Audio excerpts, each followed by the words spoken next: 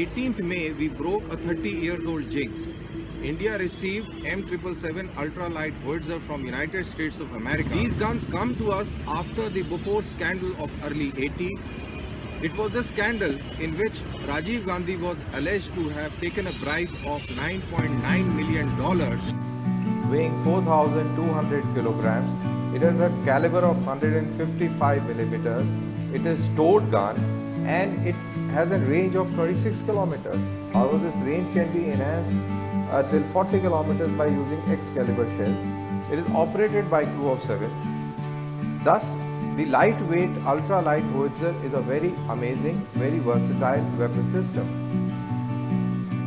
These guns are very ideally suited for mountains. Apart from being used in the mountains, they can also be used by the amphibious troops and by the airborne troops for special missions. These guns have digital fire control mechanism, whereby making these guns very accurate, reducing the error probability to just 5 meters. A battery of M777 ultralight howitzer with M982X caliber GPS guided ammunition, these can effectively cover an area of up to 1,250 square kilometers.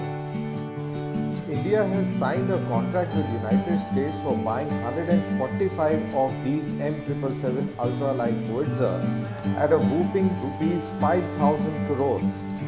India is planning to raise 7 regiments of these ULHs. Now let's listen to Colonel Sailesh Rai what he has to say about this weapon system. M777 is 30 kilometers with standard ammunition. With X-caliber ammunition, which is laser guided, the ranges extend up to 40 kilometers. In one of the instances in Afghanistan, where the gun was used in Helmand province with the X-caliber ammunition, it achieved a range of 36 kilometers under field conditions. And this is very credible for a gun of this caliber. These guns can be transported underslung by a helicopter or by a transport aircraft like C-130. They can also be paradropped behind the enemy lines. Finally, with arriving of this ultralight howitzer, the modernization of artillery has begun. Indian Army today, by some estimate, has over 7,000 artillery pieces. Out of these, roughly 4,000 need urgent replacement, being erstwhile Soviet Union era weaponry. Under Make in India, a lot of guns are on their way.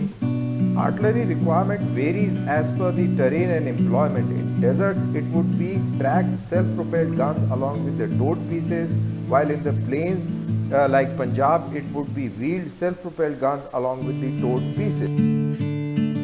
All the defense enthusiasts will agree with me that the last week gone by was really very unprecedented as far as armed forces are concerned. Now we will look at defense procurement totally in a different way, the way we have been looking at it for past 60 years. Defense Minister heading the Defense Acquisition Council approved Strategic Partner Policy. What it implies, let's listen on to this report. On 20th of May, our Defense Minister Shri Arun Jaitley finalized the broad contours of long-awaited Strategic Partnership Policy. The aim to boost Indian private sector's role in production of cutting-edge weapon systems in collaboration with global armament manufacturers through joint ventures. Initially, it opens up 4 major segments, that is fighter jets, helicopters, submarines and armored fighting vehicles for our private sectors. To what this would really mean, we'll go back in time. During the Kargil War in 1999, the then Chief of Army Staff General Ved Prakash Malik had famously said, "We will fight with whatever we have."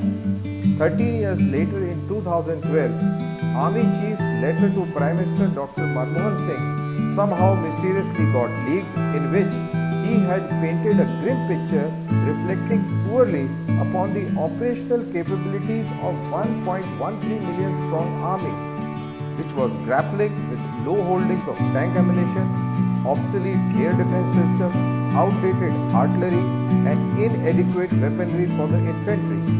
And recently, the most talked about letter of our present Air Chief Marshal B.S. Dhanoa to all his officers, in which he asked them to be prepared for a war at short notice with present holdings. Basically, the chiefs have been hinting at serious deficiency in weaponry and equipment. And all this is set to change for good. After the announcement of strategic partner policy, next big announcement that we are looking forward to is that of Defense Procurement Organization. This particular organization will function under DAC.